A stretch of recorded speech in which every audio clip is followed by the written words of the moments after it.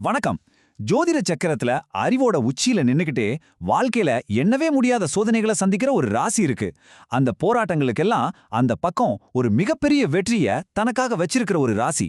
அது கன்னி ராசி. இன்னைக்கு அவங்களோட விதி எழுதிய அந்த வெற்றிக்கான ரகசிய பயணத்தை பத்தி தான் நாம பார்க்க போறோம். இந்த வரிகள் உங்க மனசுக்குள்ள ஒரு தடவை இல்ல, பல 100 தடவை எதிரொலிச்சிருக்கும் இல்லையா?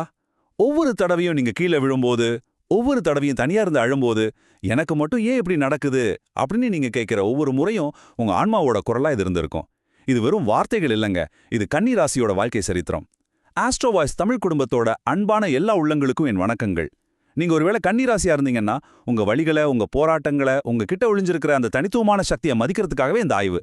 உங்க கதை இன்னைக்கு சொல்லப்பட போகுது.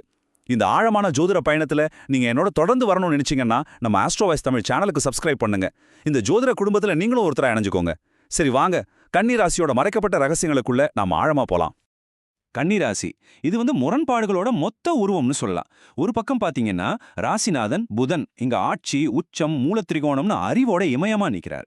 ஆனா இன்னொரு பக்கம் நிறைய ஜோதிடர்கள் இது துன்பத்தோட தொழிற்சாலை அப்படின்னு சொல்றாங்க. ஒரே ராசி எப்படிங்க அறிவோட சிகரமாவும் வலியோட பள்ளத்தாக்காவும் இருக்க முடியும்? இந்த உச்சத்துக்கும் சோதனைக்கும் நடுவுல தான் கன்னிராசியோட விதி எழுதப்பட்டிருக்கு. கன்னிராசியோட அடிப்படையான ரகசியமே இங்குதாங்க இருக்கு. அதோட ராசிநாதன் புதன். ஒரு ராசிக்கு தேவையான 3 விதமான பலத்தையும் ஒரே இடத்துல வாங்குற ஒரே ராசி கன்னி தான். அதனால பகுத்தறிவுக்கோ புத்திசாலித்தனத்துக்கோ இங்க பஞ்சமே இருக்காது. ஆனா வாழ்க்கையோட சந்தோஷத்தையும் செல்வத்தையும் நிம்மதியும் கொடுக்கற சுக்கிரன் இதே ராசியில நீசம் அடைறார். அதாவது தன்னோட முழு பலத்தையும் இழந்துடுறார். இதோட உண்மையான அர்த்தம் என்ன தெரியுமா? விதி உங்க கையில கூர்மையான அறிவை கொடுத்து நீயே போராடு, நீயே கஷ்டப்படு, உன் சாம்ராஜ்யத்தை நீயே செங்கலா கட்டு அப்படின்னு எழுதிடுச்சு. இப்போ கன்னி ராசிக்காரங்க சந்திக்கிற அந்த போராட்டங்களோட ஆழத்தை பத்தி கொஞ்சம் விரிவா பார்ப்போம். இதை கேட்கும்போது இது உங்களை தண்டிக்கிறதுக்காக எழுதப்பட்ட விதி அப்படின்னு மட்டும் தயவு செஞ்சு நினைக்காதீங்க. ஒரு விலை மதிக்க முடியாத வைரத்தை பட்டத்தீட்டுறதுக்கு இந்த பிரபஞ்சம் பயன்படுத்துற ஊழியோட அடிகள் தான் இதெல்லாம்னு புரிஞ்சுக்கோங்க. ஒவ்வொரு அடியும் உங்க மதிப்பை கூட்ட தான் போகுதே தவிர குறைக்க இல்லை. தனக்காரகனான சுக்கிரன் ராசியிலேயே நீசமாகறதால கன்னி ராசிக்காரங்களுக்கு பணம் அப்படிங்கிறது ஒரு காணல் நீர் மாதிரி தாங்க. ரொம்ப பக்கத்துல இருக்கிற மாதிரி தெரியும், ஆனா அதை அடையறதுக்கு ரொம்ப தூரம் போராட வேண்டியிருக்கும். அவங்க சம்பாதிக்கிற ஒவ்வொரு ரூபாய்க்கு பின்னாடியும் அவங்களோட வியர்வையும் கண்ணீரும் கலந்துருக்கும். இன்னைக்கு ஒரு பெரிய தொழிலதிபரா இருக்கலாம், ஆனா அவங்களோட ஆரம்ப காலத்தை போய் பாத்தீங்கன்னா ஒரு சின்ன ரூம்ல இருந்து பூஜ்ஜியத்திலிருந்து ஆரம்பிச்ச கதையா தான் இருக்கும். அதுதான் கன்னி ராசியோட பாதை. அடுத்தது உறவுகள். கால புருஷ தத்துவம்னு ஒன்று இருக்கு. அதுல கன்னி ராசி 6வது வீடா வருது.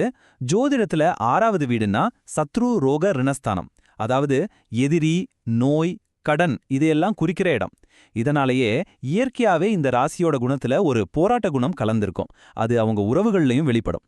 தந்தையை குறிக்கிற சூரியனோட உத்திர நட்சத்திரம், தாயை குறிக்கிற சந்திரனோட ஹஸ்த நட்சத்திரம், கூட பறந்தவங்களை குறிக்கிற செவ்வாயோட சித்திர நட்சத்திரம், இந்த 3மே இந்த ராசியில இருக்கிறதால ரொம்ப நெருக்கமான உறவுகள் கிட்டயே ஒரு புரிதல் இல்லாம கருத்து வேறுபாடுகள் வந்துகிட்டே இருக்கும். அன்பே உருவானவங்களா இருந்தாலும் இவங்களால அதை முழுசா வெளிப்படுத்தவோ இல்ல மத்தவங்க கிட்ட இருந்து பெறவோ முடியாத ஒரு சூழல் அடிக்கடி உருவாகும். 6வது வீடு நோய்களோட வீடுங்கிறதால கன்னி ராசிக்காரங்களுக்கு ஆரோக்கிய சம்பந்தமான சவால்கள் இருந்துகிட்டே இருக்கும். குறிப்பா காலபுருஷ தத்துவத்துல கன்னி ராசி அடிவயிறு ஜீரண மண்டலத்தை குறிக்கும். அதனால வயிறு சம்பந்தப்பட்ட பிரச்சனைகள், அஜீர்ண கோளாறுகள் அடிக்கடி வரும். சுககாரகன் சுக்கிரன் நீசமாகறதால மனசளவுல ஒரு விதமான அமைதியின்மை, தேவையில்லாத குழப்பம், சரியா தூக்கம் வராதது இதெல்லாமும் அவங்க வாழ்க்கையோட ஒரு அங்கமாவே இருக்கும். இது கன்னி ராசியோட வாழ்க்கையில ஒரு மிக முக்கியமான விதி. இவங்களோட ஜாதகத்துல பூர்வ புண்ணியத்தை குறிக்கிற 5ஆம் வீட்டுக்கு அதிபதியா சனி பகவான் வரார். அது மட்டும் இல்லாம அந்த 5ஆம் வீடான மகரத்துல தனத்துக்கும் ஜீவனுக்கும் காரகனான குரு பகவான் நீசமடைறார். இதோட ஆழமான அர்த்தம் என்னன்னா, என் தாத்தா சொத்து இருக்கு, அப்பா சொத்து இருக்கு, நான் இங்கே இருந்துக்கிறேன் அப்படின்னு அவங்க பூர்வீக இடத்துல தங்கிட்டா ஒரு தேக்க நிலைமை தான் வருமே தவிர ஒரு பெரிய வளர்ச்சியை அடையவே முடியாது. அவங்க தன்னோட வேர்களை விட்டுட்டு பிறந்த இடத்தை விட்டு வெளியில வந்து தனியா ஒரு வாழ்க்கையை ஆரம்பிக்கும் போதுதான் விதி அவங்களோட உண்மையான முன்னேற்றத்துக்கான கதவுகளை திறக்கும். இவ்ளோ கஷ்டங்கள், இவ்வளவோ போராட்டங்கள், இவ்வளோ வலிகள், இதை கேட்கும்போதே ரொம்ப சோர்வா இருக்குதா? அப்போ கன்னிராசிங்கிறது ஒரு சாபமா? இல்லவே இல்ல, நிச்சயமா இல்ல. நெருப்புல போட்டாதான் தங்கம் ஜொலிக்கும். அது மாதிரிதான் இத்தனை சோதனைகளுக்கு பின்னாலதான் பிரபஞ்சம் உங்களுக்காக ஒரு மிகப்பெரிய சக்திய, ஒரு ராஜ யோகத்தை ஒளிச்சு வச்சிருக்கு. அந்த உண்மையான சக்தி அது எங்க ஒளிஞ்சிருக்கு? வாங்க அதை நம்ம சேர்ந்து கண்டுபிடிப்போம். ரொம்ப ஆச்சரியமான உண்மை என்ன தெரியுமா? உங்களுக்கு சோதனைகளை கொடுக்கிற அதே கிரக அமைப்புகள் தான் உங்களுக்குள்ள ஒளிஞ்சிருக்கிற அந்த ஒப்பற்ற ஆளுமை திறனுக்கும் காரணமா இருக்கு. உங்களுக்கு கொடுக்கப்பட்ட ஒவ்வொரு தடைக்கல்லும் உங்க வெற்றி கோட்டையை கட்டுறதுக்கான அஸ்திவார கற்கள். பிரபஞ்சம் உங்களுக்காகவே ஒரு தனிப்பட்ட பாடத்திட்டத்தை வடிவமைச்சிருக்கு. அந்த பாடத்தோட பேரு தன்னை அறிதல். இத கொஞ்சம் பாருங்களேன். உங்க 5ஆம் வீட்டுக்கு அதிபதியான சனி பகவான் பூர்வ புண்ணியஸ்தானாதிபதியா வர்றதால உங்களுக்கு இயற்கையாவே ஒரு பெரிய நிர்வாக திறமையும் ஒரு விஷயத்த சரியா திட்டமிடுற ஆற்றலையும் உள்ளுக்குள்ள ஒழிச்சு வச்சிருக்கார். உங்க தைரியஸ்தானமான 3ஆம் வீட்டுக்கு அதிபதி செவ்வா உங்களுக்கு விடாமுயற்சியையும் நான் யாரையும் நம்பி இல்ல என் உழைப்பால நானே முன்னேறுவேன் அப்படிங்கிற தன்னம்பிக்கையும் கொடுக்கறார். உங்க 7ஆம் வீட்டுக்கு அதிபதியான குரு பகவான் உங்களுக்கு ஜனவசியம்னு சொல்ற மக்களை ஈர்க்கிற சக்தியை கொடுக்கறார். இது எல்லாத்துக்கும் மேல உங்க ராசிநாதன் புதன் உச்ச பலத்தோடு இருக்கிறதால நீங்க அறிவோட குவியலா ஒரு நடமாடும் நூலகமா இருக்கீங்க. இத்தனை கஷ்டங்களையும் அனுபவிக்கிறதுக்கு காரணம் என்ன தெரியுமா? நீங்க உங்களையே செதுக்கிக்கிறீங்க. ஒவ்வொரு வலியும் ஒவ்வொரு அவமானமும் நீங்க யாருன்னு உங்களையே உணர வைக்குது. இது மூலமா உங்களுக்குள்ள மறைமுக ஞானம் பிறக்குது. புத்தகங்கள்ல படிக்க முடியாத வாழ்க்கை பாடங்களை நீங்க அனுபவத்திலிருந்து கத்துக்கிறீங்க. ஒருத்தரோட முகத்தை பார்த்தே அவங்க குணத்தை எடப்போட சக்தி உங்களுக்குள்ள உருவாகும். ஒரு கட்டத்துல வாழ்க்கையோட தத்துவத்தை புரிஞ்சுக்கிட்ட ஒரு ஞானியா நீங்க மாறுவீங்க. கன்னி ராசிக்காரங்களோட வாழ்க்கையில தனிப்பட்ட வளர்ச்சிங்கிறது உறவுகளோட வளர்ச்சியோட சேர்ந்தே இருக்கு. உங்க போராட்டங்கள் எல்லாம் எப்போ முடிவுக்கு வரும், உங்க உயர்வு எப்போ ஆரம்பிக்கும் அப்படிங்கிறதுக்கான சில முக்கியமான திருப்புமுனைகளை பிரபஞ்சம் உங்க வாழ்க்கையிலே வச்சிருக்கு. அந்த திருப்புமுனைகள் பெரும்பாலும் உறவுகள் மூலமா தான் வரும். ஜோதிடப்படி பார்த்தா உங்க ராசியில நீசமடைஞ்ச சுக்கிரன் உங்க ராசிக்கு 7ஆம் வீடான மீனத்துல உச்சம் பெறார். இதோட அர்த்தம் கல்யாணத்துக்கு அப்புறம் உங்க வாழ்க்கை துணை வந்த பிறகு உங்க வாழ்க்கை ஒரு உச்சத்தை நோக்கி நகர ஆரம்பிக்கும்.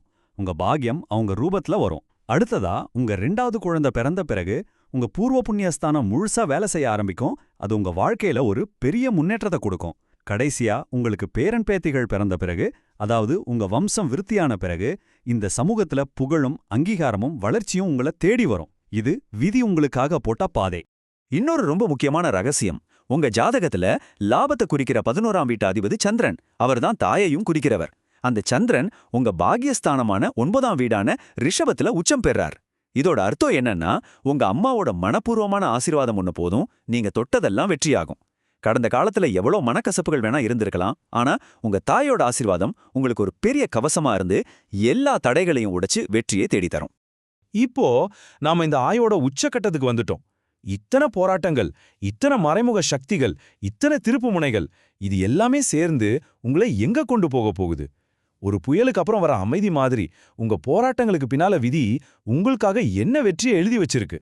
ஜோதிடத்துல விபரீத ராஜயோகம் அப்படின்னு ஒரு சக்தி வாய்ந்த யோகம் இருக்கு. அதோட அர்த்தம் ரொம்ப ரொம்ப கீழ்நிலைமைக்கு போய் என் வாழ்க்கை முடிஞ்சிடுச்சு, இனிமேல் எதுவுமே இல்ல அப்படின்னு எல்லாரும் கைவிட்ட ஒரு நிலைமையில இருந்து ஃபீனிக்ஸ் பறவை மாதிரி சாம்பல்ல இருந்து உயிர் தெழுந்து மறுபடியும் ஒரு பெரிய சிகரத்தை தொடர்றதுதான். உங்க ராசிக்கு இயற்கையாவே இந்த யோகம் அமைஞ்சிருக்கு.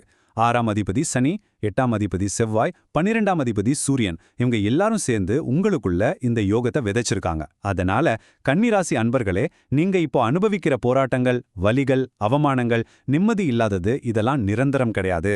இது உங்க கதையோட முடிவு இல்ல. இது உங்க விஸ்வரூபத்துக்கான ஒரு தயாரிப்பு மட்டும்தான். உங்களை நீங்களே ஒருபோதும் குறைச்சு மதிப்பிடாதீங்க. உங்க நேரம் வரும்போது உங்களை வீழ்த்தின அத்தனை பேரும் உங்க வளர்ச்சியா அண்ணாந்து பாப்பாங்க. ஆமாம், இத உங்க மனசுல ரொம்ப ஆழமா பதிய வச்சுக்கோங்க. உங்களுக்கு தெரியாம, உங்க கண்ணுக்கு புலப்படாம ஒரு விஸ்வரூப வெற்றியை இறைவன் உங்களுக்காக ஒளிச்சு வச்சிருக்கார். நீங்க சிந்தின ஒவ்வொரு துளி கண்ணீருக்கும், நீங்க பட்ட ஒவ்வொரு துயரத்துக்கும் பதிலா அந்த வெற்றி உங்களுக்கு கொடுக்கப்படும். நீங்க அனுபவிக்கிற ஒவ்வொரு கஷ்டமும் அந்த வெற்றியோட மதிப்பை நீங்க முழுசா உணர்றதுக்காக மட்டும்தான். உங்க வெற்றி தவிர்க்க முடியாதது, அது விதியால எழுதப்பட்டது. உங்க பயணம் அப்படிங்கிறதே அந்த ஒளிச்சு வச்சிருக்கிற வெற்றியை அடையிறதுக்கான ஒரு தன்னை உணர்ற ஞான பயணம்தான். நீங்க ஒரு போராளி மட்டும் இல்ல, நீங்க ஒரு ஞானி. உங்க வெற்றியை நீங்க நிச்சயம் அடைவீங்க. இந்த விளக்கம் உங்களுக்குள்ள ஒரு புது நம்பிக்கையை விதைச்சிருக்கும்னு நான் நம்புறேன்.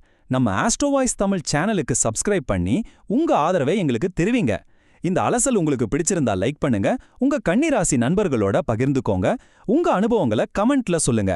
எல்லாரும் நலமுடன் வாழ என் பிரார்த்தனைகள். நன்றி, வணக்கம்.